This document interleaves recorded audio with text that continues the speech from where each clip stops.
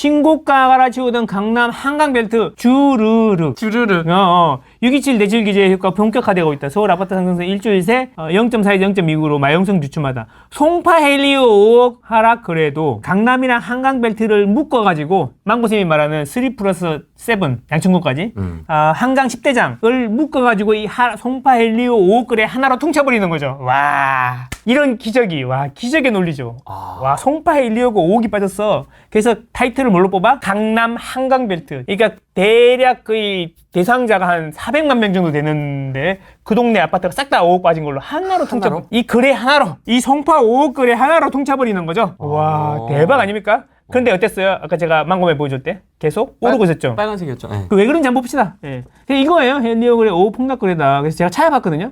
그래서 여기 보니까 7월 7일에 22억 거래가 있었던 거야. 22억 거래. 똑같은 84인데요. 맞아.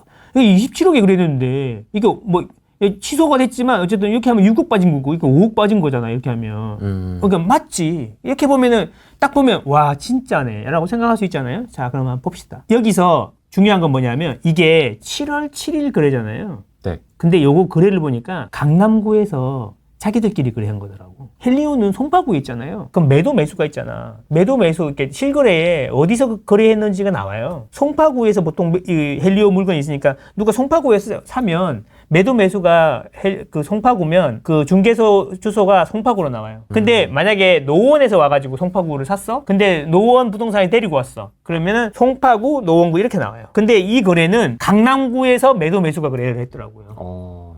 그래서 좀 쎄하지 않습니까? 일반적이지 않지 않습니까? 그러네요. 강남구에서 송파구 거를 매도 매수가 다 거래를 했다? 사연이 있는 거다. 그치. 사연이 있는 거야, 분명히. 근데 이제 여기서 이제 추론을 하기 시작하는 거죠. 자, 보시면 7월 7일 거래인데 송파구는 토지거래허가구역이죠. 토지거래허가구역이라 토지거래허가는 일반적으로 넣으면 2주 뒤에 나옵니다. 그러면 7월 7일 거래라는 이야기는 뭐냐면 6월 말 거래라는 거예요. 그렇죠. 그때 약정서를 쓰고 토지거래허가 신고를 넣었다는 거예요. 그러면 이게 6월 27일 대출규제 이전 거래라는 거지. 그렇죠. 네. 그 대출규제 때문에 22억이 된 게 아니라는 거지.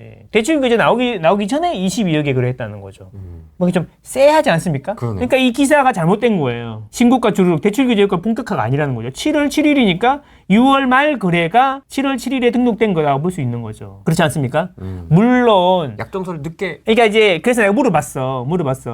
약정서를 그러니까 계약서를 바로 안 쓰고 토지거래허가는 약정서를 먼저 쓰고 그 약정서를 가지고 구청에 가서 신고를 넣어. 이제 그 허가가 나잖아요. 2주 뒤에. 그러면 계약서를 쓰는데 약정서 쓴 날 기준으로 해서 신고를 하든가 또는 계약서를 쓰는 날 기준으로 신고가 두 개가 있다더라고. 그래서 이런 경우 그럼 7월 7일에 계약했을 수도 있겠다라는 거잖아요. 근데 이게 7월 7일에 계약하고 7월 11일에 이 기사가 나왔으니까 아마 뭐 7월 10일쯤에 이미 등록이 됐을 거 아니에요? 네. 뭐 실시간으로 등록했을 수도 있잖아요. 그래서 저는 이런 의심을 해요. 근데 강남구에서들이 이상하잖아. 네, 그게 제일 궁금해요. 그래서 이게 이런 경우에는 정여성 거래를 의심하게 됩니다. 그래서 볼게요. 정여성 거래는 뭐냐면 아빠하고 아들이 정여를 하는데 싸게 거래를 하는 거지. 네. 그러면 27억짜리를 정여를 하면 27억에 대해서 정여세가 나오니까 많이 나오잖아요. 그래서 뭐냐면 매매를 하는 거야, 둘이. 싸게 매매를 하는 거야. 그런데 너무 싸게 매매를 하면은 정여로 봐가지고 정여세를 때리는 거죠. 그렇죠. 그래서 그걸 피해가는 게 조건이 있어요. 봐주는 조건이. 자, 조건이 뭐냐면 시세 대비 30% 범위 내에서 거래를 하면. 10억짜리면 7억까지는 인정. 이런 거예요. 근데 20억짜리는 그러면 30%니까 14억은 인정. 근데 이게 이러면 너무 크잖아요. 그래서 맥스 3억을 넘지 않아야 돼요. 맞습니다. 그래서 3억 범위 내에서 강남 같은 게 22억이니까 뭐냐면 3억보다 싸게 거래하면 되는 거죠. 그럼 무슨 가격을 기준으로? 이게 6월달 거래면은 자, 직전 3개월 실거래가 평균. 그러면 뭐냐면 3, 4, 5월달 거래의 평균에서 3억을 빼서 거래할 수 있다는 거잖아. 그렇죠. 이게 정여성 거래야. 자, 그래서 제가 엑셀을 뽑았죠. 그래서 이런 기사 나오면 증명하는 게 너무 빡세. 그래서 제가 싹 다 뽑았어요. 그래서 싹 다. 아, 진짜로 평균을 내신 거예요? 냈어. 그러면 24억 9천이 나왔어요. 그래서 결론적으로 말하면 24억 9천이 나왔단 말이야. 이게 싹 다 평균 내보면 24억 9천이야. 그럼 24억 9천에서 3억을 빼봐. 21.9. 그치, 21.9. 그래서 22억이 한 거지. 딱 맞지 않습니까? 송파구에서 한 것도 아니고 강남구에서 자기들끼리.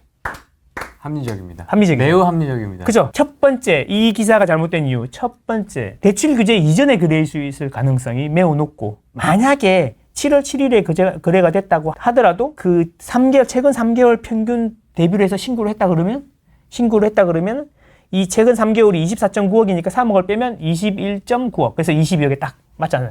증여세를 피해가는 가장 낮은 가격에 거래를 딱 한 거죠. 그래서 이게 증여성 거래가 이런 게 상당히 많습니다. 매우 합리적입니다. 그렇죠. 매우 합리적이죠. 아주 클리어하게 해결이 됐습니다. 그죠? 맞네. 이게 선도한 거. 그래서 제가 이야기하는 게 뭐냐면 제가 이게 많이 써먹는 게 헬리오 5억 빠진 걸 가지고 한강벨트를 전부 다 강남 한강벨트를 전부 다 묶어가지고 이 5억 거래 하나로 주르륵이라는 표현을 쓰는 거죠. 증여. 응증여 이런 거라는 거지. 그럼 또 있어. 그러면 이제 그러고 또 있어. 약간 머쓱해졌네요, 헤드라인이. 그러니까요. 이걸 알고 나니까. 이게 어차피 신문도 똑같은 거잖아요. 자기 클릭을 많이 해야 되잖아. 광고 많이 들어오고 칭찬받고 이럴 거 아니야. 고가도 좋고. 야 이번에 야 김 기자 잘했어? 댓글 3,500개. 야 댓글도 장난 아니야. 앞으로도 열심히 해봐. 막 이러면 또 찾을 거 아니야. 그죠? 그래서 제가 이제 예전부터 말씀드린 게 뭐냐면 대단지일수록 그 편차가 커지니까 대단지에서 하나 딱 찍어가지고 자기 원하는 대로 올랐다 내렸다를 할 수 있다는 거죠. 해결이 됐습니다, 궁금증이. 자 그리고 또 있어요. 엘스가 1.5 가야겠다. 이것도 같은 맥락인가? 이게 약간 달라. 금액이 좀 작잖아. 네, 그죠? 딱 보면 3억이 아니잖아. 30%, 그쵸. 그래서 32억 5천에 7월 7일에 32억 5천에 거래가 됐어요. 요것도 아마 6월달 거래일 가능성이 높아요. 왜냐하면 이게 2주 걸리니까. 32억 5천. 근데 이게 34억이 있었다. 그래서 1억 5천이 빠졌다. 이런 이야기인 거예요. 자, 그래서 제가 자세히 봤더니 146동 12층이에요. 여기는 132동 22층이야. 저는 이 동네에 살잖아요. 그래서 잘 알고 있죠. 대단지는 컨디션이 다 다르고 동층 향이 다르고 지하철에 붙었는지 한강비가 나오는지 안 나오는지 따라 가격 차이가 많이 나고 또 여기도 거의 20년 차 돼가니까 크단 말이야. 그래서 자 146동하고 132동은 나는 알지. 자 볼까요? 32억 5천이 싼 가격이냐 보면 자 요거 보시면 지난달 거래된 거 보면 중가보다 약간 높은 가격인 거야. 네. 지금 일단 이게 신고가가 아닐 뿐이지 신고가 대비로는 좀 낮았지만 이게 지난달 평균 대비로 높은 가격에 거래된 거야. 한 3, 4등 되는 것 같은데. 그치. 여기 보면 이게 호가야, 호가. 전체 호가 대비로 보면 낮은 가격에서 거래된 거고, 호가는 여전히 잘 짱짱하게 나오고 있다는 거지. 자, 그런데 146동하고 132동 볼게요. 132동 여기예요. 잘 아시겠지만 한강이 여기 있어요. 네. 한강 두지. 그래서 여기 이쪽에 한강뷰가 잘 나오거든요. 네. 146동은 여기예요. 나는 알잖아, 동을. 84 중에 뷰 제일 좋은 동 중에 하나예요. 84 중에 RR인 거죠. RR인 거죠. 1 플러스 1 플러스 1 플러스 1 플러스 1인 거죠. 여기는 살짝 보시면 여기 다 막혀 있어요. 그리고 약간 동향이에요. 한강뷰, 풀뷰, 얼마나 멋있는데요. 네오박스 2개로 바로 해결이 됩니다. 그러니까. 이러고 있다니까. 그러면 이것도 보고 박수 치면서 맞아. 야, 강남도 다 끝났어. 그리고 거래량이 80% 줄었대. 이러면서 이런 거에 낚여가지고 전부 다 박수 치고 있는 거예요. 아까 초반에 질문한 것도 그런 거야. 1.5억 차이가 날만 하네요. 이게 더 나도 되지. 그러니까요. 풀뷰가 나오는데. 뒤쪽으로. 이거 여기 뒤가 한강이라니까요.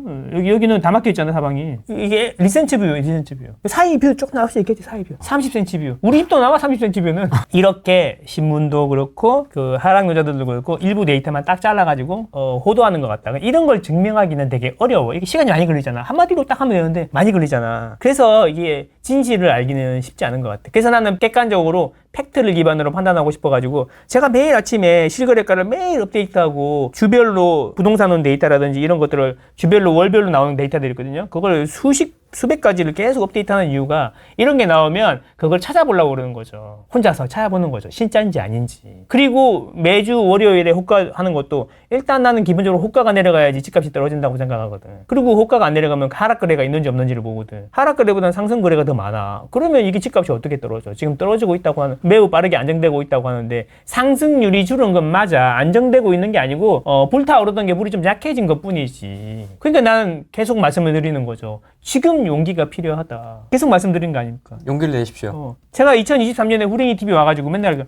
이제 지금 용기가 필요하다 그런 얘기 얼마나 많이 했습니까? 그렇죠. 그리고 2024년에 와가지고 뭐라 그랬어요? 작년에 안 샀으면 올해 후회한다고. 그럼 지금 안 사면 내년에 후회한다고 그런 이야기. 하면 뭐해? 그치? 물론 그 말 듣고 사신 분들도 많아. 그래서 고맙다는 이야기도 많이 듣고 책 냈다 그러니까 막 꽃다발도 갖다 주고 이런 분들 되게 많아요. 그래서 그런 이야기들 책에 많이 쓰면 좋아. 잘 팔리거든. 근데 최대한 자제했어. 어쨌든. 그러니까 생각해보세요. 아까 욕조 이야기 생각해보세요. 유동성은 계속 늘어나요. 어차피 유동성은 계속 늘어나고 집값은 계속 오르게 돼 있어. 서울은 왜냐하면 욕조가 안 커지기 때문에 물이 계속 차잖아요. 근데 이거를 부정하려고 그러는 거지. 계속 사회 현상은 그렇지가 않은데 계속 부정하려고 그러고 부정하려는 사람들 이야기만 듣고 있는 거지. 그리고 내가 믿고 신봉하는 이 사람의 이야기를 1년 전, 2년 전, 3년 전, 4년 전 이야기를 한 번도 찾아보지 않은 거지. 그냥 지금 이야기만 듣고 있는 거야. 그래서 그때그때 듣고 싶은 이야기. 나는 안 올라야 되는데. 그래서 떨어지면 진짜 살까? 그러니까요. 떨어지면 또 제일 먼저 용기 내는 그 사람이 또 많이 먹겠지. 근데 진짜 딱 그 어떤 발언에 대해서는 금방 휘발돼 버리는 것 같아요. 그러니까 날아가는 거야. 그냥 나는 그냥 내 마음만 힐링되면 되는 거죠. 그래서 우리가 그래서 그런 이야기 많이 했잖아. 뭐 무주택 심리 치료사 이런 이야기 막 유행했잖아요. 네. 그 이야기예요. 그럼 또 나도 마찬가지지. 유주택 심리 치료사야. 망고쌤 이야기를 들으면 마음이 안정이 돼요. 막 이런 분들 많아요. 근데 올랐잖아. 돈도 벌잖아. 돈도 벌잖아. 아니 시장을 그래서 오른다고 계속 얘기했잖아. 물론 나는 그 정부도 고민이 많을 거야. 강남 일부만 너무 뾰족하게 오르니까 한강 10대장만 너무 뾰족하게 오르니까 이거 가지고 전국적으로 규제를 해야 되는 거냐 말아야 되는 이런 고민도 많겠지. 그런 고민이 많아서 한동안 오르고 있는 동안에도 대책이 안 나왔던 게 그래서 그럴 거예요. 괜히 시그널을 잘못 보냈다가 집값이 오른다는 인상을 줄까봐 고민을 많이 하고 있었던 거고, 금융위원회에서 자체적으로 대책을 내놨을 때도 그 정부에서 자기 거 아니라고 한 이유는 뭐냐면 진짜 아닐 수도 있어요. 금융위원회에서 알아서 낸 건데 달면 삼키고 쓰면 맺는다고 달삼 스벳 딱 하려고 그랬는데 효과가 너무 좋으니까 칭찬도 해주고. 근데 금융위원장이 한 게 아니고 그 밑에 이제 주도하는 또 부위원장이 또 한 명 있더만. 권씨가 아니고 김씨가 하나 있더만. 실세에 있더만. 그 사람이 이제 주도해가지고 했더라고요. 보니까. 어차피 그 사람은 윤석열 때 임명된 사람이라 날아가면 그 자리가 공석이 될 수 있으니까 밑에서 되게 열심히 하는 사람이 한 명 있어야 되잖아. 그 기회를 놓치지 않고 보인다 그것도. 그런 거지. 진짜. 그게 얼마나 막 치열하겠어. 암투 막 이렇게 막 라인 만들고 막 이렇게 그동안 천대받고 있다가 딱 대통령 맡겼을 때 다 한번 이렇게 한번. 쟤는 내란 세력인데요. 딱 이게 막 제가 그림 그렸네. 잡았습니다. 이럴 수 있다는 거지. 그치? 합리적입니다. 합리적이잖아요. 그죠? 합리적이지 않습니까? 욕심이 있으면 어차피 그 위로 올라갈수록 그 권력에 또 이렇게 암투가 있잖아. 밑에 사람들은 열심히 일만 하고 밑에 사람들 조금만 정치해도 금방 올라가고 그지. 그쵸. 위에 분들은 그런 분들끼리 모였기 때문에 경쟁이 얼마나 치열하겠어. 눈치 보면서 이러겠다. 어차피 날아갈 거야. 쟤는 지난 정권의 사람이잖아. 헛개비야. 그러니까 이때 가만히 있어봐. 대출 싹 한번 접니다. 안 되면 제가 다 뒤집어 쓰겠습니다. 딱 했는데 일단 우리 거 아닌데? 괜찮네. 이리로 와. 잘했어. 아주 잘했어. 이게 되는 거 아니겠습니까?